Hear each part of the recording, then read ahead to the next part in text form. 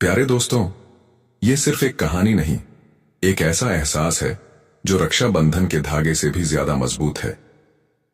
कहानी है एक बहन की जो 18 साल बाद अचानक दिल्ली की एक अदालत के बाहर अपने भाई को देखती है। लेकिन वो भाई अब कोई आम लड़का नहीं, बल्कि एक मोस्ट वांटेड मुजरिम बन चुका है, जिसे 7 पुलिस स्टेशनों ने खोज रखा है। बहन के हाथ में राखी है, आंखों में आंसू और दिल में 1000 सवाल। आखिर ऐसा क्या हुआ कि एक संस्कारी और होशियार भाई खूंखार बन गया? लेकिन जब वो उसके पास जाती है और बस एक सवाल करती है, भैया, क्या तुमने सच में वो किया है? तब जो जवाब आता है वो इतना चौंकाने वाला होता है कि बहन की पूरी जिंदगी पलट जाती है। पर दोस्तों, कहानी यहीं खत्म नहीं होती, क्योंकि अगले ही पल कुछ ऐसा होता है जिससे बहन को लगने लगता है कि शायद ये मेरा भाई है ही नहीं, या फिर है, लेकिन वो कुछ छुपा रहा है। जानने के लिए देखिए पूरी कहानी। वीडियो शुरू करने से पहले आपसे एक छोटी सी रिक्वेस्ट, अगर आप भी अपने भाई या बहन से प्यार करते हैं तो अभी इस चैनल को सब्सक्राइब कर दीजिए और घंटी दबाना ना भूलें। और हां, आप ये कहानी देख रहे हैं न्यू स्टोरी चैनल पर। बताइएगा जरूर कि कहानी कैसी लगी, कमेंट में आपका इंतजार रहेगा। दिल्ली के कनॉट प्लेस की हलचल भरी सुबह थी। वकीलों की भीड़, पुलिस वालों की आवाजाही और हर तरफ गाड़ियों की आवाज के बीच एक लड़की हाथ में राखी लिए कोर्ट के बाहर खड़ी थी। उसका नाम था नैना शर्मा, उम्र 26 साल, एक सरकारी स्कूल में टीचर और अनाथालय में पली बढ़ी एक सीधी सादी लड़की। लेकिन उसकी आंखों में उस दिन कुछ अलग था, इंतजार, डर और एक विश्वास जो हिल रहा था। ठीक 10 बजे पुलिस की वैन आती है और उसमें से उतारा जाता है एक कैदी। लंबा, गहरी आंखें, चेहरे पर हल्की दाढ़ी और हाथों में हथकड़ियां। नैना उसे देखते ही एक कदम पीछे हटती है। उसके होंठों से बस एक शब्द निकलता है, अर्जुन। हां, यही नाम था उसके गुमशुदा भाई का, जो 18 साल पहले एक मेले में बिछड़ गया था। उस दिन से लेकर आज तक नैना हर रक्षाबंधन पर राखी बांधने के लिए आसमान की तरफ देखती थी। सोचती थी कि उसका अर्जुन कहीं तो होगा, जिंदा होगा। लेकिन जो आज सामने खड़ा था वो most wanted criminal Arjun Singh था, जिस पर दिल्ली, जयपुर और भोपाल में हत्या, चोरी और फिरौती के दर्जनों केस थे। पुलिस उसे कोर्ट में पेश करने लाई थी और नैना उसकी तरफ बढ़ी, कांपते हाथों से राखी निकाली और धीमे से पूछा, क्या तुम वाकई मेरे भाई अर्जुन हो? अर्जुन की आंखों में नमी आई, लेकिन होंठ नहीं हिले। इतने में एक पुलिस वाला उसे झटक कर ले गया। लेकिन उस रात नैना को चैन नहीं आया। वो सारी फाइलें खंगालने लगी और तब उसे एक पुरानी तस्वीर मिली, जिसमें अर्जुन के हाथ पर वही कट का निशान था जो इस मुजरिम के हाथ पर था। अगली सुबह वो सीधे जेल पहुंची और अर्जुन से मिलने की इजाजत मांगी। जेल सुपरिंटेंडेंट ने थोड़ी नानुकुर के बाद इजाजत दे दी। मिलने के दौरान अर्जुन ने उससे सिर्फ इतना कहा, अगर मैं तेरा भाई हूं तो मुझसे मिलना बंद कर दे, और अगर नहीं हूं तो सबूत मत ढूंढ, क्योंकि ये सच्चाई तुझे तोड़ देगी। नैना हैरान थी, ये कोई कैसे कह सकता है? लेकिन वो रुकी नहीं। उसने आरटीआई डाली, केस की पुरानी रिपोर्टें निकाली और हर वो सीसीटीवी देखा जिसमें अर्जुन का नाम आया था। एक रिपोर्ट में बताया गया था कि अर्जुन एक एनजीओ से जुड़ा था जो लड़कियों की तस्करी रोकने का काम करता था। लेकिन अचानक एनजीओ बंद हुआ और उसके सारे लोग गायब हो गए। तभी नैना को शक हुआ कि अर्जुन का नाम किसी ने जानबूझकर फंसाया है। उसने क्राइम ब्रांच में एक पुराना दोस्त रोहित मलिक को कॉल किया, जो अब एसीपी था। रोहित ने पहले तो मदद से मना किया, लेकिन जैसे ही नैना ने अर्जुन का नाम लिया वो चुप हो गया। उसने कहा, नैना, तुम जिनसे भिड़ रही हो वो लोग बड़े हैं, बहुत बड़े। ये सिर्फ तेरा भाई नहीं, कई बेटियों की इज्जत का मामला है। नैना की रगों में आग दौड़ गई। अब वो सिर्फ बहन नहीं थी, एक योद्धा बन चुकी थी। अगले ही दिन वो जेल के बाहर खड़ी थी, पोस्टर लिए, मुझे मेरा भाई चाहिए, लेकिन सच्चाई के साथ। मीडिया में हलचल मच गई। सोशल मीडिया पर जस्टिस फॉर अर्जुन ट्रेंड करने लगा। पर तभी कुछ ऐसा हुआ जिसने नैना की जमीन खिसका दी। कोर्ट से निकलते वक्त एक मास्क पहने अजनबी ने उससे कहा, तू गलत दरवाजा खटखटा रही है। अर्जुन तेरा भाई नहीं, बल्कि उस आदमी का बेटा है जिसने तुझे अनाथ बनाया। नैना पीछे मुड़ी तो वो शख्स गायब हो चुका था। क्या सच में अर्जुन उसका भाई नहीं, या कोई उसकी सच्चाई छुपा रहा है? क्या नैना की राखी किसी गुनहगार के हाथ में बंधेगी, या वो एक बेगुनाह को फांसी से बचा पाएगी? अगर ये कहानी आपके दिल को छू रही है हो तो चैनल न्यूज स्टोरी को सब्सक्राइब जरूर करिए। कमेंट में बताइए, क्या अर्जुन सच में नैना का भाई है? बेल आइकॉन दबाना मत भूलिए। नैना के पैरों के नीचे से जैसे जमीन निकल गई थी।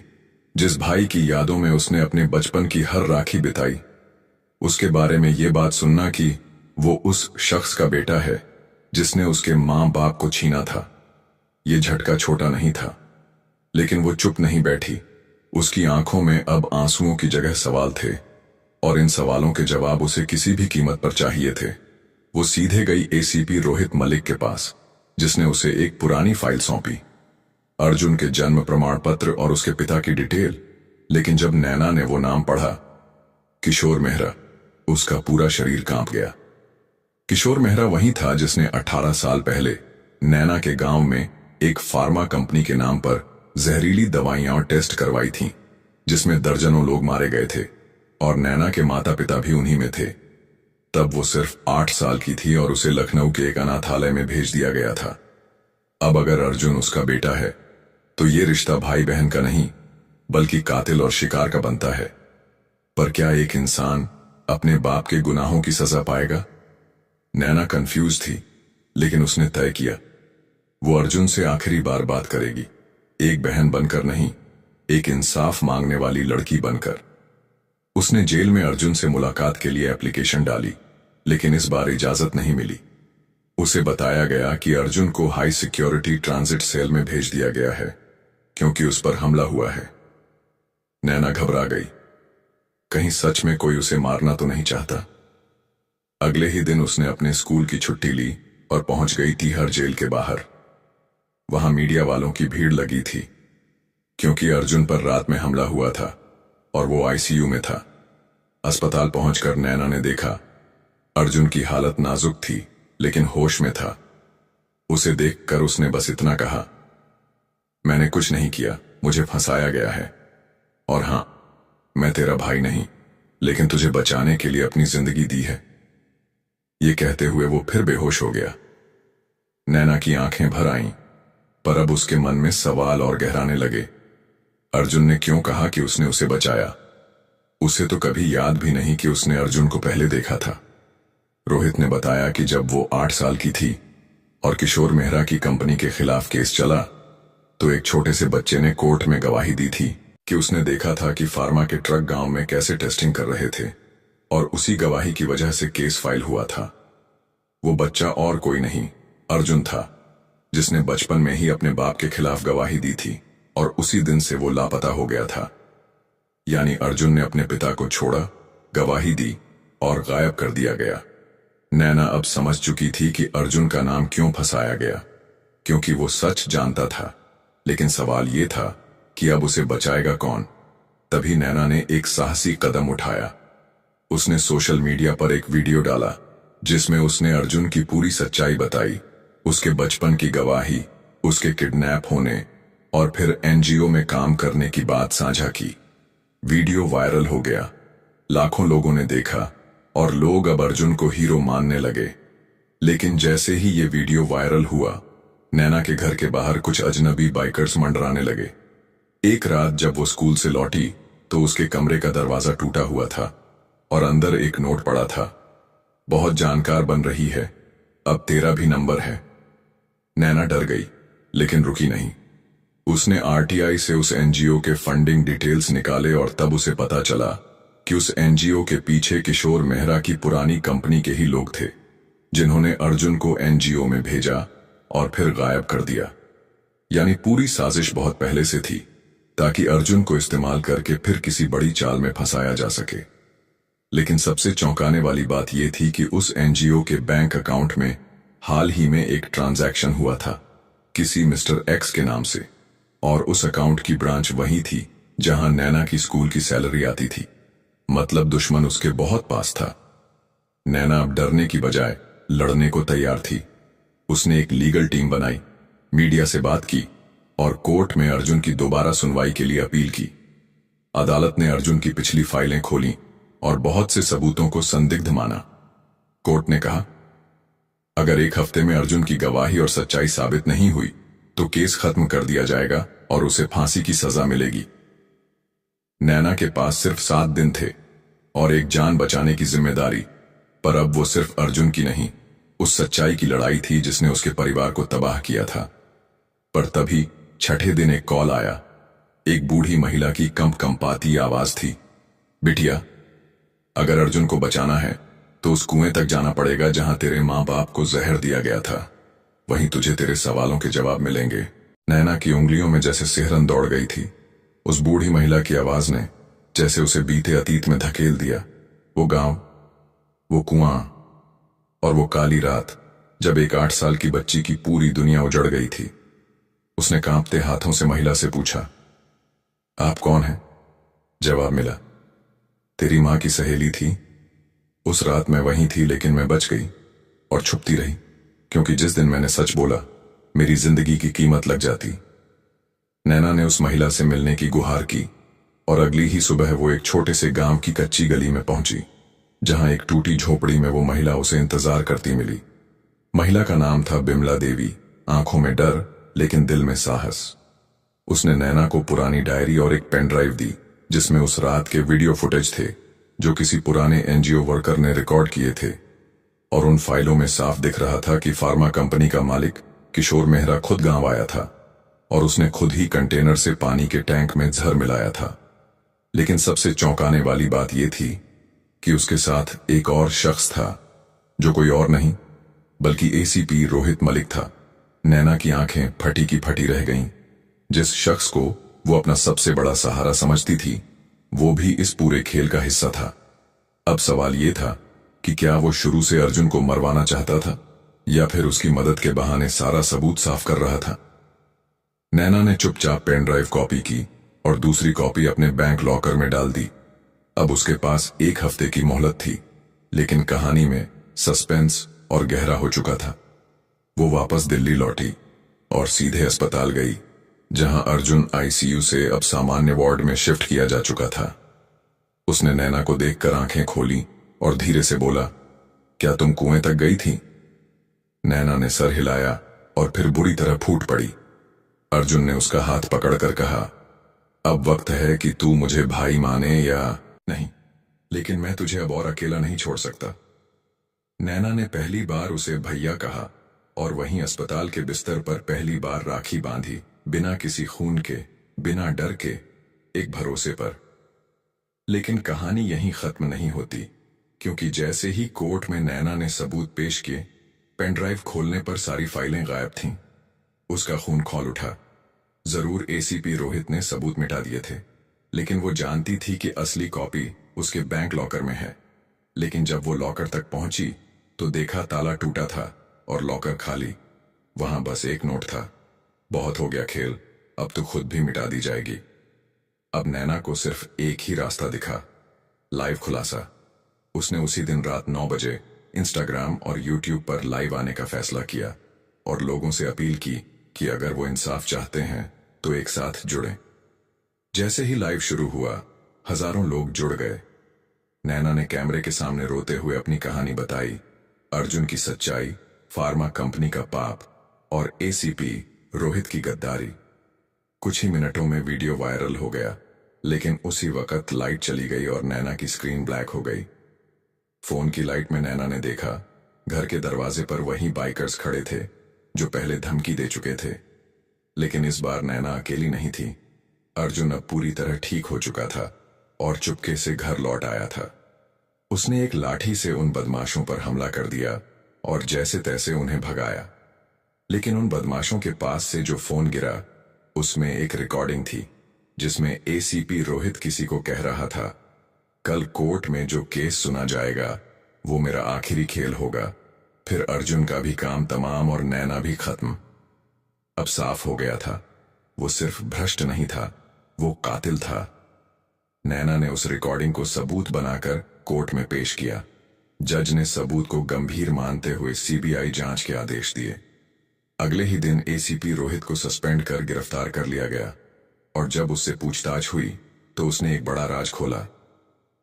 मैंने ही अर्जुन को बचपन में एनजीओ में डाला ताकि वो बड़ा हो और मैं उसे अपने फायदे के लिए इस्तेमाल कर सकूं। लेकिन वो लड़का दिल से बाकी निकला और अब उसका अंत मेरे हाथों ही होगा। यह सुनते ही कोर्ट में सन्नाटा फैल गया, लेकिन नैना अब टूटने वाली नहीं थी। सीबीआई के सामने उसने बिमला देवी को पेश किया और पुरानी डायरी भी। सबूत इतने ठोस थे कि कोर्ट ने अर्जुन को जमानत दे दी और केस दोबारा खोलने का आदेश दिया। लेकिन कहानी अभी बाकी थी, क्योंकि एक और नाम सामने आया था, किशोर मेहरा, जो अब तक फरार था।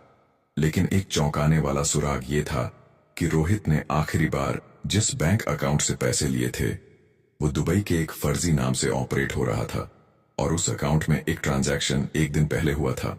सीबीआई के केस दोबारा खोलने के बाद देश भर की मीडिया की नजरें अब नैना और अर्जुन पर थीं।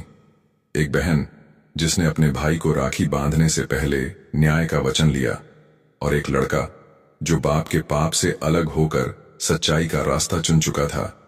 लेकिन अब उनकी असली जंग शुरू होने वाली थी, क्योंकि अब दुश्मन कोई आम इंसान नहीं था, बल्कि किशोर मेहरा एक अंतर्राष्ट्रीय अपराधी बन चुका था जो दुबई में छिपा बैठा था और भारत में सारे गुनाह अपने मोहरों से करवाता था। सीबीआई ने इंटरपोल के जरिए किशोर मेहरा की तलाश शुरू की, लेकिन एक हफ्ते में ही रिपोर्ट आई कि वो अब तक की सबसे बड़ी पहचान बदलने की साजिश कर चुका है। अब उसका नाम था करण मेहरा और वो दुबई के एक मल्टीनेशनल एनजीओ का चेयरमैन बन चुका था। वो एनजीओ जो महिलाओं और बच्चों की सुरक्षा के नाम पर करोड़ों का दान जुटा रहा था, लेकिन असल में उसी के जरिए तस्करी और मेडिकल ट्रायल जैसे घिनौने काम किए जा रहे थे। नैना और अर्जुन ने फैसला किया कि अब वो चुप नहीं बैठेंगे। उन्होंने प्रधानमंत्री के जन संवाद मंच पर अर्जी डाली, जिसमें पूरी कहानी बताई गई और आग्रह किया गया कि उन्हें दुबई जाने और केस की सच्चाई सामने लाने की इजाजत दी जाए। कुछ ही दिन में उन्हें सरकार की ओर से विशेष अनुमति मिली और सीबीआई की एक छोटी टीम के साथ वो दुबई रवाना हो गए। दुबई पहुंचकर उन्हें वहां के भारतीय दूतावास ने सहयोग दिया और किशोर मेहरा की कंपनी का पता चला। एक आलीशान इमारत जहां सिर्फ बड़ी बड़ी हस्तियां ही मिल सकती थीं। लेकिन अर्जुन अब किसी भी वक्त पीछे हटने को तैयार नहीं था। उसने वहां के एक इवेंट में वेटर बनकर एंट्री ली और नैना ने एनजीओ की जर्नलिस्ट बनकर एक अपॉइंटमेंट लिया। जिस वक्त किशोर मेहरा स्टेज पर बोल रहा था, हम दुनिया की बच्चियों को सुरक्षित भविष्य देना चाहते हैं, ठीक उसी समय नैना ने लाइव कैमरे ऑन कर दिए और उससे वही सवाल पूछ लिया जो 18 साल से उसके गले में फंसा था। क्या आपने ही मेरे माँ बाप को जहर दिया था? उस हॉल में सन्नाटा छा गया और किशोर मेहरा चौंक गया। लेकिन इससे पहले कि वो कुछ कहता, अर्जुन पीछे से सामने आया और बोला, मैं तेरा बेटा हूं और अब तेरा पाप दुनिया के सामने आएगा। और तब किशोर ने पहली बार अपना असली चेहरा दिखाया। हां, मैंने किया था, क्योंकि तुम्हारे मां बाप सच्चाई उजागर करने वाले थे और मैं तुम्हें भी खत्म करना चाहता था। लाइव कैमरा सब रिकॉर्ड कर रहा था और देखते ही देखते वो वीडियो इंटरनेट पर वायरल हो गया। दुबई पुलिस ने मौके पर ही किशोर मेहरा को गिरफ्तार कर लिया और भारत प्रत्यर्पण की प्रक्रिया शुरू हो गई। जब वो भारत लाया गया तो दिल्ली एयरपोर्ट पर नैना ने पहली बार संतोष की सांस ली। 18 साल की तपस्या पूरी हो चुकी थी। अदालत ने 6 महीने की सुनवाई के बाद किशोर मेहरा को आजन्म कारावास की सजा सुनाई और उस एनजीओ को पूरी तरह बंद कर दिया गया। अर्जुन को सभी झूठे मामलों से बरी कर दिया गया और भारत सरकार ने उसे राष्ट्रीय साहस पुरस्कार से सम्मानित किया। नैना को उनके साहस और न्याय की लड़ाई के लिए नारी शक्ति अवार्ड मिला। लेकिन इन सबसे ऊपर था वो लम्हा जब रक्षाबंधन के दिन नैना ने पहली बार बिना डर, बिना सवाल और पूरे गर्व के साथ अर्जुन की कलाई पर राखी बांधी और कहा, अब तू सिर्फ मेरा भाई ही नहीं, मेरी ताकत भी है। अर्जुन ने मुस्कुराते हुए कहा, और तू मेरी वो बहन है जिसकी वजह से मैं जी पाया। फिर दोनों चुपचाप मंदिर गए, जहां नैना ने उस शीशी को जमीन में दबाया जिसमें उसने अपने गांव की मिट्टी संभाल रखी थी। वो मिट्टी जिसने उसके मां बाप की यादों को जीवित रखा था। कहानी अब पूरी हो चुकी थी, बुराई हार चुकी थी और रक्षाबंधन का पवित्र धागा फिर एक बार साबित कर चुका था कि यह रिश्ता खून से नहीं, भावनाओं से बंधा होता है। लेकिन जाते जाते वो आवाज एक बार फिर गूंज उठी, तेरा भाई जिंदा है क्योंकि तूने यकीन नहीं छोड़ा। दोस्तों, अगर आपकी आंखें भी भर आईं इस कहानी को सुनकर, तो चैनल न्यू स्टोरी को अभी सब्सक्राइब कर दीजिए। और अगर आपके पास भी कोई बहन या भाई है तो उसे टैग करिए, ये कहानी उनके लिए तोहफा बन जाएगी। कमेंट में जरूर बताइए, क्या आपने कभी ऐसा रिश्ता महसूस किया है? अगली कहानी जल्दी आ रही है, बेल आइकन दबा लीजिए। हाँ, और दोस्तों, आप सबको रक्षाबंधन की ढेर सारी शुभकामनाएं। जय हिंद, जय भारत।